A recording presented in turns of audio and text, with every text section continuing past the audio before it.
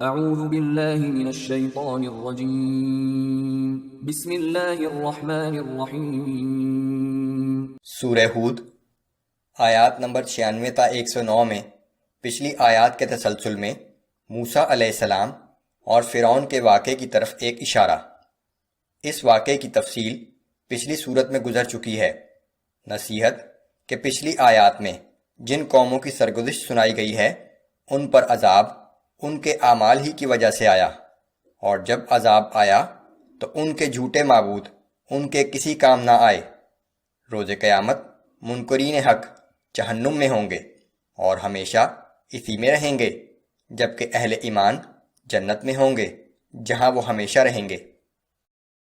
اعوذ باللہ من الشیطان الرجیم۔ وَلَقَدْ أَرْسَلْنَا مُوسَى بِآيَاتِنَا وَسُلْطَانٍ مُبِينٍ إِلَى فِرْعَوْنَ وَمَلَئِهِ فَاتَّبَعُوا أَمْرَ فِرْعَوْنَ وَمَا أَمْرُ فِرْعَوْنَ بِرَشِيدٍ۔ اور ہم نے موسیٰ کو اپنی نشانیوں اور ایک بہت بڑے معجزے کے ساتھ رسول بنا کر فرعون اور اس کے سرداروں کی طرف بھیجا، لیکن وہ سب لوگ فرعون ہی کے کہنے پر عمل کرتے رہے، حالانکہ فرعون کا حکم درست نہ تھا۔ يَقْدُمُ قَوْمَهُ يَوْمَ الْقِيَامَةِ فَأَوْرَدَهُمُ النَّارِ۔ قیامت کے دن وہ اپنی قوم کے آگے آگے ہوگا اور بالآخر انہیں اپنے ساتھ جہنم میں پہنچا دے گا۔ وَبِئْسَ الْوِرْدُ الْمَوْرُودُ۔ اور وہ داخل ہونے کی بہت ہی بری جگہ ہے جہاں انہیں داخل کیا جائے گا۔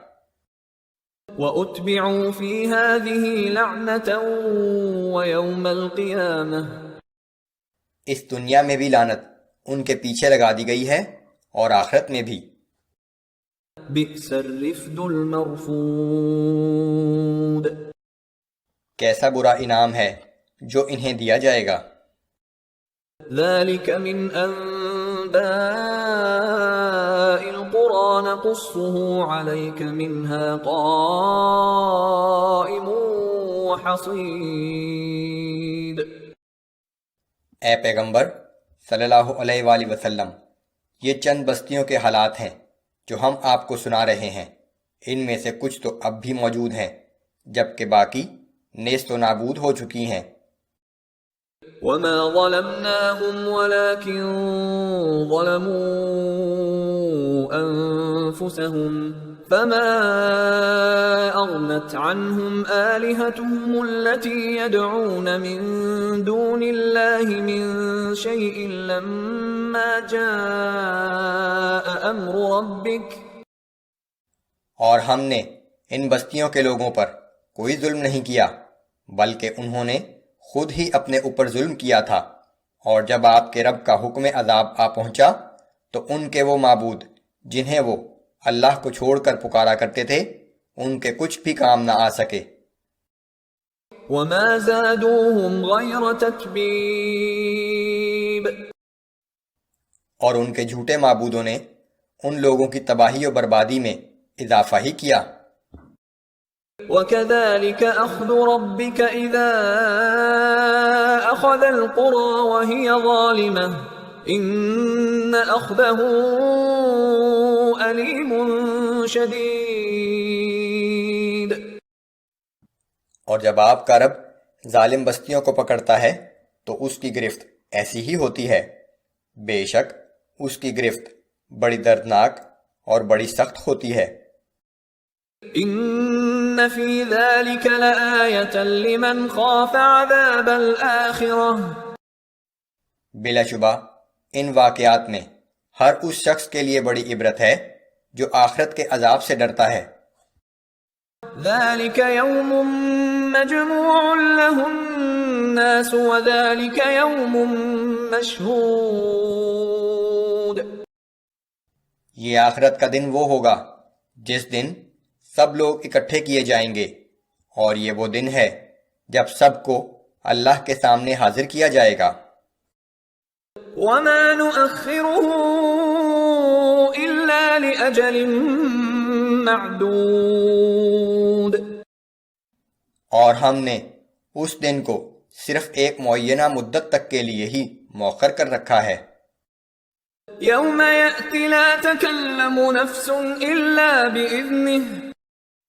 جب وہ دن آ جائے گا تو کوئی شخص اللہ کی اجازت کے بغیر بات تک نہ کر سکے گا.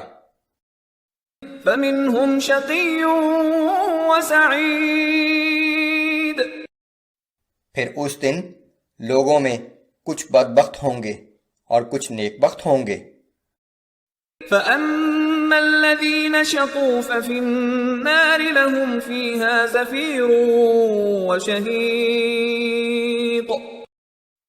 سو جو لوگ بدبخت ہوں گے وہ جہنم میں جائیں گے. یہ لوگ وہاں چیختے چلاتے رہیں گے. خالدين فيها ما دامت السماوات والأرض إلا ما شاء ربك. جب تک آسمان و زمین قائم ہیں وہ ہمیشہ اسی جہنم میں رہیں گے سوائے یہ کہ آپ کا رب کچھ اور کرنا چاہے. ان ربك فعال لما يريد. بے شک آپ کا رب جو چاہتا ہے وہ کر دیتا ہے. واما الذين سعدوا ففي الجنة خالدين فيها ما دامت السماوات والأرض إلا ما شاء ربك. اور جو لوگ نیک بخت ہوں گے تو وہ جنت میں جائیں گے اور جب تک آسمان اور زمین قائم ہیں اس میں ہمیشہ ہمیشہ رہیں گے سوائے اس کے کہ آپ کا رب کچھ اور کرنا چاہے. عطاء غیر مجذوذ. یہ جنت اللہ کی وہ عطا ہے جو کبھی ختم نہیں ہوگی. فلا تك في مرية مما يعبد هؤلاء.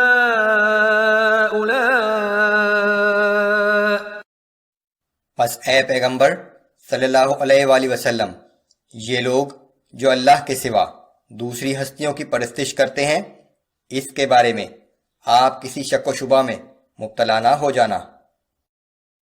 ما يعبدون إلا كما يعبد آباؤهم من قبل. یہ تو ان بتوں کی پرستش صرف اس لیے کر رہے ہیں کہ ان کے آباء و اجداد بھی انہی بتوں کی پرستش کیا کرتے تھے. وَإِنَّا لَمُوَفُّوهُمْ نَصِيبَهُمْ غَيْرَ مَنْقُوصٍ.